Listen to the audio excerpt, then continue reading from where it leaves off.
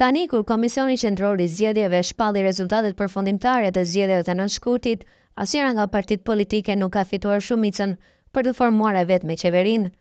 Në bazë të rezultateve përfundimtare, Lëvizja Vetëvendosje ka 48 deputet, PDK 24, Lidhja Demokratike e Kosovës 20, Aleanca për Ardhmërinë e Kosovës 5 deputet, si dhe Nisma Socialdemokrate 3 deputet, kurse të tjerë do t'i takojnë pakicave minoritare në Kosovë.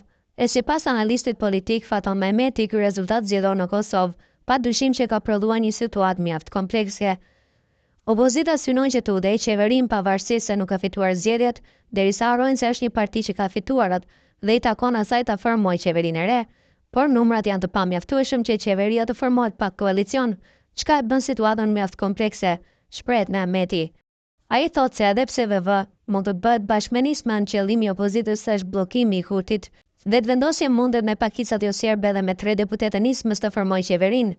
Edhe pse ndaj Limajt po bëhet presion i madh politik nga ana e PDK-s dhe AK-s që të mos bëj koalicion me vetëvendosjen, opozita synon ta bllokojë Kurtin e pastaj ta fajsojë që po e le vendin pa qeveri, për t'u shfaqur pastaj si shpëtimtare e gjendjes, e të thotë se nuk mund ta lë vendin pa qeveri, thekson Mehmeti.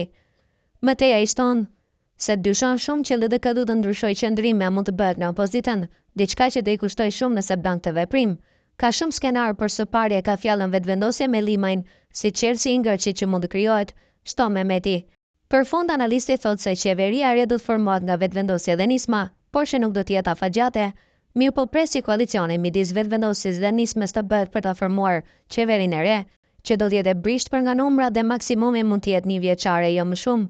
Nëse nuk do të që vetëvendosja të ketë numrat, ajo mund ta bllokojë procesin në pafundësi, pasi kështu ja mundson kushtetuta. Ka mundësi që vendi të futet në një situatë të vështirë nëse koalicioni vetëvendosje nisma nuk ndodh, ose nëse LDK nuk bashkohet me vetëvendosje në koalicion. Ka shumë skenar, me shumë të papritura që mund të ndodhin, përfundon analisti Faton Mehmeti.